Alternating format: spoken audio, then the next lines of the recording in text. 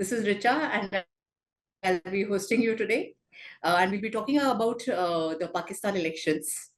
Yeah. So, what has been happening, and what is your take on it? As of now, seeing the political scenario that we see, that there has been a no clear-cut winner. Anji. That the elections happened, and we know all the turmoil that is there. So, what is your take on it, and what does the future hold for Pakistan? Look, I think it's clear as night and day that the election has been fixed, right? Mm-hmm. जो रात का जो counting हो रहा था, we all knew exactly where it was heading. It was heading in, trends like that don't just reverse. What we saw generally, the trend, the night of the election, the night of the counting was that there was a massive Mm-hmm. victory of the PTI, which was just escalating round Mm-hmm. after round after round. Now, what happens then is the army Okay. and armed people go in. They restrict access to the counting, kick out all Mm-hmm. the election observers, shut down the internet and everything. Okay. And suddenly in the morning, the Yes. trends have gone haywire. In many constituencies, the number of votes polled is higher than the number of registered voters out there, which means 110% or Okay. 105% voter turnout. So you see, every single Turnout. marker is there of a fraudulent, Mm-hmm. outrageously fraudulent election, which, mind you, the PTI Mm-hmm. won substantially in Okay. spite of the fact that they were banned and had to contest as independents. Now, Okay. Mm-hmm. the window of opportunity was that night itself where the PTI should have mobilized and come out onto the streets to prevent the election being stolen. They did not. So now, as things stand, Mm-hmm. is that the election stands as is, which is that you have not contested it at the Okay. counting phase. You have not basically done anything to secure the Mm-hmm. votes, because all those cast votes would have now been spirited off, burnt, God knows what, destroyed, damaged, whatever in some fashion or way. Mm-hmm. And you are now playing to a game set and match by the army itself. I don't think anything is going to change right now. I think all the hopes we had that, there was going to be some spectacular whatever is not going to happen anymore. Mm-hmm. So, can we say that is it like for the first time that the army has lost the elections? Like It's not the initially, first. probably they were. Yeah, initially, probably they lost and then they got it back. Can we put it across that way? Yeah, so that's the important thing. I Yeah. think the only election the army really lost was the 1970 election, in which the Elections. Awami League scored big time, which they were Yeah. not expecting, and they did not have redundancy measures to fix that Mm-hmm. election. Mm-hmm. This is an election where they learned from 1970. They learned to control it, and so technically, the army has won the election, fraudulent or Okay. not. The army Uh, has won it essentially. So, I think precisely because of the fact that the PTI, normally the army family, if you want to call it that, which is the mm-hmm. nexus between landlords, army, and industry, they are Mm-hmm. very deep in Pakistan. So they Mm-hmm. always used to stick together. What we were expecting in this election was that the PTI had made such Mm-hmm. great inroads into the Pakistan army that it Mm. was impossible for them to rig it in this way without significant pushback from inside, and that the Mm. PTI was a party that was willing to take on the army on the streets. Okay. And clearly that has not happened. So we need to know, because what is visible is the election rig. What happened to the leadership of the party, the redundancy leadership of the party that Imran Khan had left in charge, which Mm-hmm. should have taken up? Did they fail in their mobilization and things like that? We will never know, but the possible answer is yes, the army fixed them as well. Okay. In the past, we've seen that there has been too much of animosity between Bilawal Bhutto and Nawaz Sharif, and Bilawal has been calling him names also. However, what we are seeing is some bonhomie being developed between the two leaders. So, and it's there are talks that are going around that probably they're going to have a like a divide the prime ministership like first half, second half, and all. So, what is your take on this? Do you think it's going to materialize? And Always. when yes, please. Absolutely, it will materialize because we need to remember this is, so to give an India example, before everything used to be Congress centric. So you would have, say, for example, the BJP tie up with the Janata Dal in 1989 to give support from outside and things like that. Okay. In Pakistan, it used to be either PPP centric or PML centric. Fair enough. Today, it has all become completely PTI centric. And in many ways, it's not an exact replica, but PML and PPP can only fight off the PTI threat if they come together. And so this is simply a question of survival, number one. Number two, this is an alliance that is being chaperoned by the army itself. The army might have thrown Nawaz Sharif in jail for a long time and then kicked him off to Saudi Arabia. It may have very well overseen the killing of Bilawal Bhutto's mother. But right now, the Bhutto family and the Sharif family, their interests are far more aligned with the army than the PTI. So the army will use them, and they know that their only shot at power right now is to keep the army in their good books. If tensions develop later, wo dur ki baat hai. Right now, they will do what the army pretty much tells them to do. This is not going to be based on negotiations between the two. This is going to be almost staged negotiation that is chaperoned by the Pakistan army, essentially dictated by the Pakistan army, who will decide what is fair, what is not, and it is almost inevitable that they will come together. Okay. And how do you see their coming together for India? I mean, how is, yes. Well, it's for India, it's never going to change. See, it's always going to be more of the same because Pakistan is a great big merry-go-round. It doesn't matter if it's PTI or PPP or PMLN or ABCDE, FGHIJK. It doesn't matter. It's always the same thing with regards to us, which is a policy of terrorism, a policy of massive use of sub-state actors. Absolutely no economic reforms. So the fundamental flawed structures of the Pakistani state will continue as they've always continued. No relief from the debt crisis, etc., etc. Just more of the same. But the kind of in the past that the bonhomie that we saw between Nawaz Sharif and Prime Minister Modi. So that's one of the main reasons why I'm asking you. If he comes, if he becomes the prime minister first, then how do you see it? So, the thing about Prime Minister Modi, he tries once, and then jab haath thukra dete hain, he turns around decisively. So if you remember, he even invited Nawaz Sharif to his first swearing in 2014. And, he went for the wedding at Nawaz Sharif's household after that and things like that. Till the army decided to sabotage the relationship. Does Nawaz Sharif individually want peace with India? Yes. But will Modi trust the institution? He will not trust the institution after that ever again. So, for example, you remember Modi had a great deal of Shraddha towards the Sikhs. He was very lenient with the Sikhs till the farm protests happened. And once that happened, something just clicked and he's like, okay, I gave you your chance. And, the BJP went out of its way to do samadhan with the Sikhs and heal the wounds. The RSS and the BJP at the forefront of healing the wounds that had erupted because of, the insurgency and all the history before that. Fair enough. Jab haath thukra diya, then Modi decides, no. Okay, we are not 1 inch is going to be given to all these Khalistanis abroad. Not 1 inch is going to be given to the farmers this time. They are not being allowed to enter Delhi even as we speak.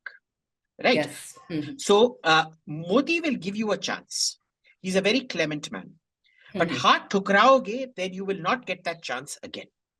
Pakistan had its chance, and since then, if you notice, Modi has not carried out any form of negotiations or conversations bilaterally with the Pakistanis for the last 5, 6, 7 years now. And on top of that, what has happened is He will only engage with them where absolutely necessary and not engage with them.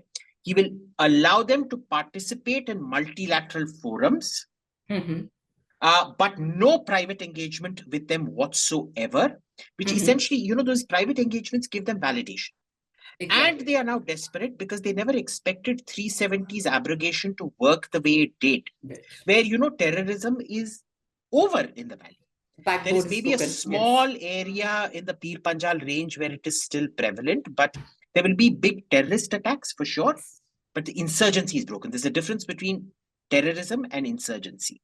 The insurgency is over. I just want to understand. You said there will be big terrorist attacks. What is that? I mean, do you mean the attacks on our armed forces or in that particular area in Jammu and Kashmir where it is, or what exactly this thing? No, there will almost certainly be terror attacks either on the armed forces or civilians or any kind of targets in the Kashmir Valley generally, because, for us to succeed, we have to foil every single terror attack. For them to succeed, they have to get through just once. This is a matrix that always favors the terrorist, where you have to be correct 100% of the time. And even 0.01% of the time, if the terrorist gets it right, they win. Right. So there's nothing, it doesn't matter what you do, Al-Qaeda will hit somebody somewhere. It doesn't matter what you do, a Pakistani terrorist organization will find some loophole somewhere. I mean, look what happened with Israel. The best security apparatus, the best fence, 3-4 redundancy layers, and still Hamas managed to get through on the 7th of October, right? So they will try to provoke the situation. They know they're not going to get any negotiations or direct engagement. They know they cannot use the insurgency as a lever on India. They know they're not getting back any of the things that they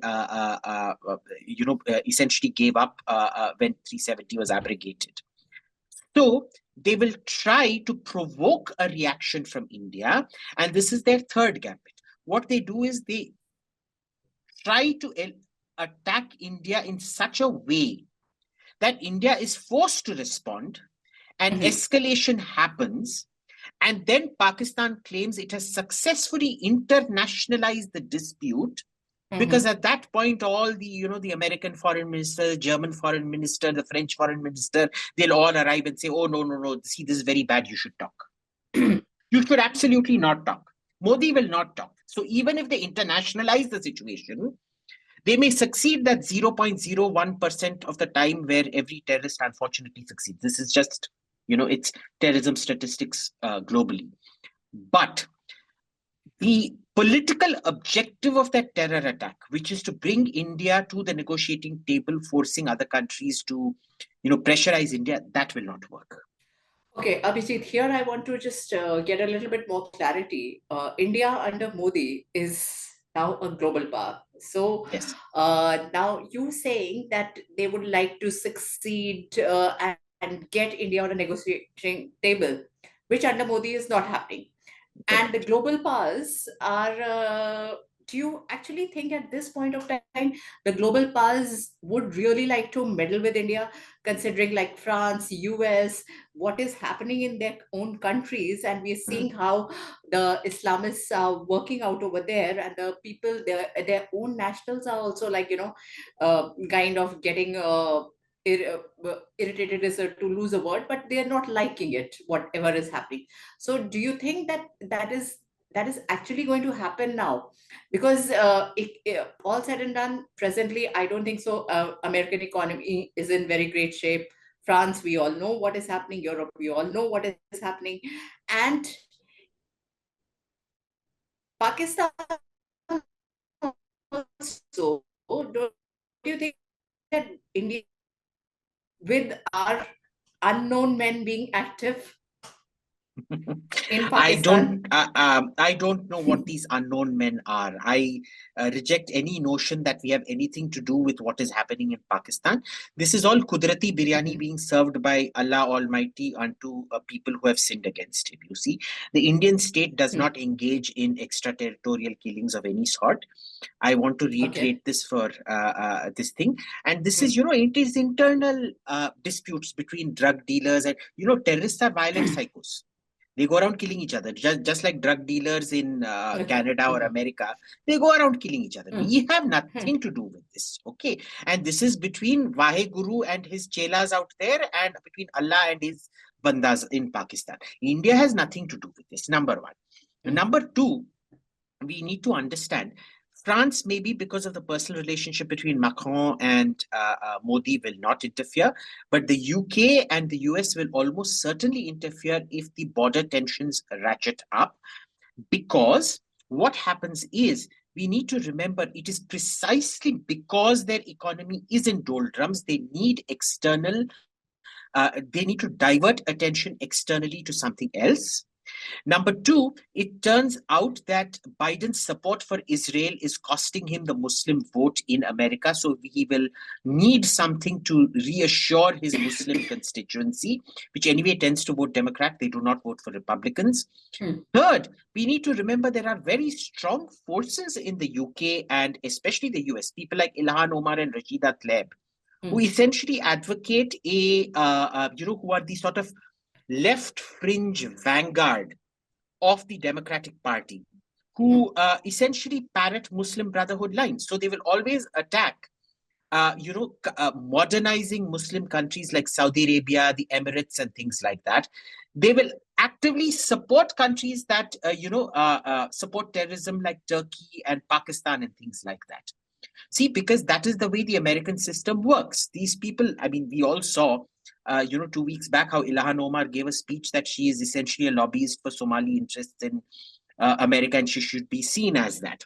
Hmm. So they will push policy in that way Hmm. uh, precisely because of it. Will it succeed or not? I think it will never succeed because Modi is not the type who's going to, if Biden calls him and says, bhai, baat kar lo, poor Hmm. Biden. I don't think he's prepared for what's going to come his way if he gives that suggestion to Modi. But anyway, let him. Chakho? Acha, and one point you said about UK. How I want to get a little bit of clarity on UK being kind of siding with Pakistan, because Rishi Sunak is like, whatever little I've observed him and heard him, I don't really think so that he would like, once again, because the biggest challenge these days, what I can figure out is the India's emerging as a global economic power, and Europe and others, they are all on the back foot. Yeah. So nobody would really like to, be on the wrong side of Modi. So this point, if you could highlight, how do you think that uh, Rishi Sunak is going to tilt towards Pakistan? See, it's very simple. It is the threat of a street power in Britain. Right, because Indians are very well behaved people. We're very high income people. We don't come out and riot on the streets and things like that. Okay. Khalistanis do, and Khalistanis we know are in alliance with the Islamists world over. And the Pakistani diaspora and the Bangladeshi diaspora there are extremely eloquent. There is a significant overlap in the Islamism context of those two diasporas.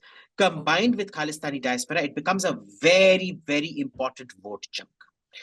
And Okay. the other thing is, India does not use investments as a tool of coercion, say the way China does.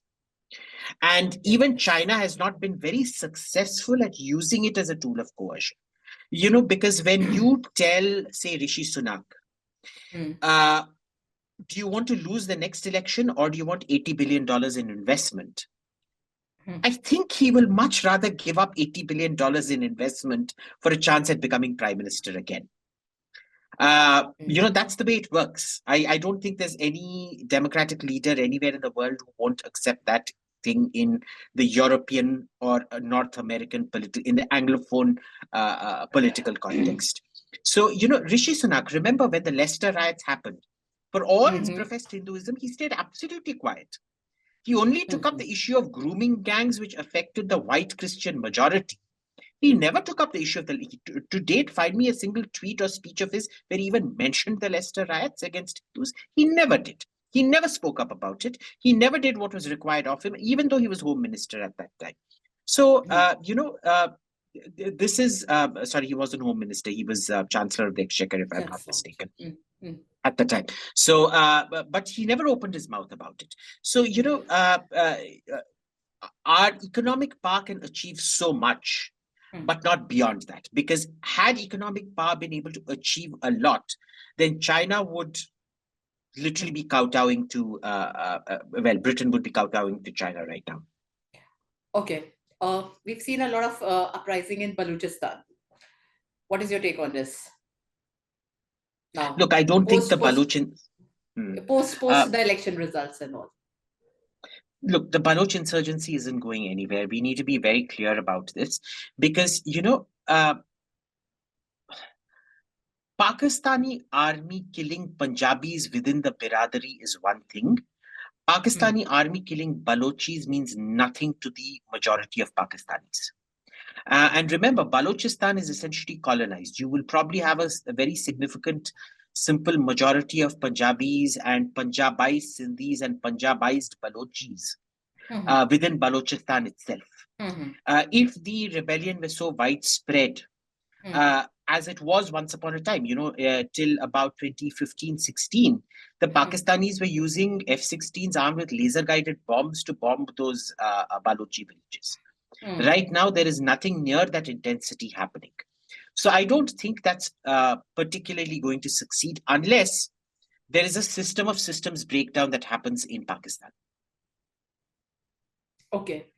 One thing which I want to get a little bit of understanding that lately we had seen Iran attacking Pakistan. Okay. What is your take on that? Because terrorism is happening and India again has a good bonhomie with Iran. So do you think that something Prime Minister Modi or the NSA Doval, they did do to get into Iran involved into it and not India directly getting involved into this situation of, being at loggerheads with Pakistan or teaching them a lesson? So, we need to be, that? We need to be very, no, I don't, India, it had nothing to do with India. Though the group that was attacked was responsible for kidnapping Kulbhushan Yadav and handing him over to the Pakistanis, it had nothing to do with India. We need to realize that, the Shia-Sunni divide is the nastiest in Pakistan, where, almost every second, third week, Shias get killed, Shia bombs get blown up, Shia mosques get blown up, etc., etc. There are terror organizations on Iranian soil which launch attacks in Pakistan. There are Sunni terror organizations in Pakistan that launch attacks in. So there are two, if you look at Iran almost as a triangle like this, there are two parts to it that are Sunni. One is the part near Kuwait, which is a Sunni majority area, and the second is Sistan Balochistan, which is Iranian Balochistan, which is a Sunni majority. And there is a significant terror attacks happening out there all the time. The one in the west is largely fomented by Al-Qaeda. The one in the east is largely fomented by Pakistan. So actually what happened a week prior to the Iranian attack was a police station was attacked and almost, I think, 9 cops were killed. And the Iranian attack was a retaliation to that, followed by a Pakistani retaliation, and then general de-escalation, right? Having shown that you can do this. Because Pakistan right now does not have the money to fight a war. It has no wherewithal to fight a war right now. Just like Iran does not have the wherewithal to fight a war right? It's heavily sanctioned. There are things happening all around it where it can't afford to lose focus. Because, there's a whole load of flare-ups happening everywhere. The Houthis, who are also supplied and funded by Iran, blocking the Bab el-Mandab Straits, the bases in Iraq and Syria, which are also under Iranian control, being used for forward attacks and things like that on Americans, so on and so forth. So this was a very localized conflict that found a localized solution. Which has always kind of been their modus operandi before. Okay, and what about Pakistan and Afghanistan relations as of now? That's the fun part. You see, I have always held the Taliban is actually a very progressive, libertarian organization that supports women's rights. And we should always support the Taliban in their just quest for seeking to amend the Durand Line. And its legitimate aspirations of the Afghan people must be recognized. I genuinely believe that, the Taliban are Gandhi with guns. They are the American independence movement today. They are Franklin Roosevelt. They are George Washington. They are Thomas Jefferson. And just because, they have guns and burqas doesn't make them any different. So I salute the brave people of Pakistan, of Afghanistan, and the Pashtuns. And of course, we should always, appreciate Indian foreign policy. That out of the last, 80 to 90 years of the existence of an independent Afghanistan, there have only been 4 years, 3-4 years, when Afghanistan was anti-India. And today we find a situation where even the Haqqani network is pro-India. Okay. And just to reiterate, I think the Taliban are great feminists. That's my line, and I'm sticking to it as far as it comes to Pakistan. As long as they oppose Pakistan, I will hold that they are feminists. Okay. Now, what about the financial condition of Pakistan? If either of the when they take up as the prime ministership, whether it's Nawaz Sharif or below 2 months, we've also seen that IMF was like refused them bailout and all. So how are they going to deal with this kind of a situation? So, the debt trap is so deep that they are literally borrowing just to pay off their debts. There is nothing that can be done with this debt situation unless the world agrees to some kind of a major write-off, because it is now a chronic debt trap, which they simply cannot come out of. It doesn't, you will literally need to have a $20-30 billion write-off for them to just get back to normal debt servicing. And you see, the problem is this both makes Pakistan extremely dangerous, and it also makes Pakistan extremely vulnerable, because this means that they've got nothing to float on anymore. At the same time, precisely because of that, they will stage some major international event where, like, for example, this situation would have actually come to a head in the 2000s itself, had 9/11 not happened and Pakistan got major bailouts by the Americans, for providing bases and whatever to the Americans, and transit and whatnot to the Americans. This situation would have happened even then. Now it's gotten even worse. And the problem here is it is precisely in moments like this. And this ties back to the previous question, 2-3 questions back, which were asking about a big terror attack, where they engineer large terror attacks so that they get labeled frontline state in the war on terror. In ancient Rome, what used to happen was Emperor Augustus started the fire service of Rome. And the biggest arsonists were actually the fire service. They used to get bonuses for putting out fires. So they used to go light fires, which they would immediately be on the spot to then bujhao fire. And that is what Pakistan is. They are the fire service, which is also the biggest arsonist around. They set fires, and then you have to pay them to put out fires. That is the real danger. The question is, will the international community see through, or will Pakistan be able to engineer a big enough incident that you again have to rely on Pakistan to sort it out? Saying, what is your take on POJK now? Because of late, India has been pretty much vocal about it, and our Home Minister Amit Shah has been like, okay, we've set aside a certain number of seats reserved for POJK. It is part of it.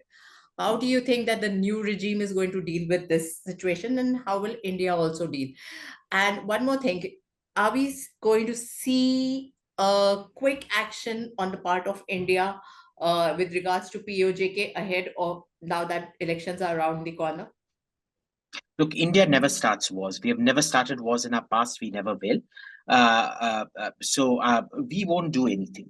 I think the POJK is more of a lever that shows that there is representation available in the local assembly for POJK at any future point that it becomes optimal for them to join the Indian Union. That is not a declaration of war in any sense. It is not a declaration of intent that we will go in. But the state, the fragile state Pakistan is in, we don't really know what will trigger a systems collapse of the Pakistani state. Anything could trigger a systems collapse, you see. So when that system collapse happens, will we move in to secure our own interests? Yes. Right now, without a systems collapse, remember, Pakistan has 4 nuclear thresholds at which point they decide to use nuclear weapons. Economic strangulation, military strangulation, and a spatial threshold, and I forget what the 4th one is. The spatial threshold is if the Indian military advances deep enough, they will use nuclear weapons. Right. Okay. And so we have to be very, very careful about those thresholds while going in. Anyway, India is not a revisionist power. We're not China that seeks to constantly grab land around us and things like that. One of the reasons the international community trusts us fundamentally is we don't do these kind of things. We don't behave in uncivilized ways, going around invading countries, changing governments, annexing land and nonsense like that. Right. So we will not break the status quo. But if the opportunity presents itself, of course we will. I think the POJK seats are more important in an Indian context to see how, if and when the Assembly of Jammu and Kashmir is restored, will those seats be nominated and how will that play out in the general calculus of things? Okay. My last question to you is when can we see a complete new Prime Minister taking the oath in Pakistan? I have no idea. Maybe a few weeks. I think it'll maximum take a few weeks. We'll see a few riots here and there, but a few weeks it should be. The army needs it to happen. And for every sort of anti-army guy, you will always have 2 willing politicians willing to do the army's bidding. And that's what's going to happen. Okay, and what is it going to be? Who's it going to be first, Bilawal or Nawaz Sharif? No idea. I personally think Nawaz Sharif, but I could be wrong. Okay, Abhijit, thank you so much for your time. It was nice getting all the insight about the Pakistan, Iran, and the other things. Good talking to you. Well, lovely talking to you. Thank you so much, Risha. Thank you so much, Abhijit. Bye-bye. Thank you. Take care. Bye.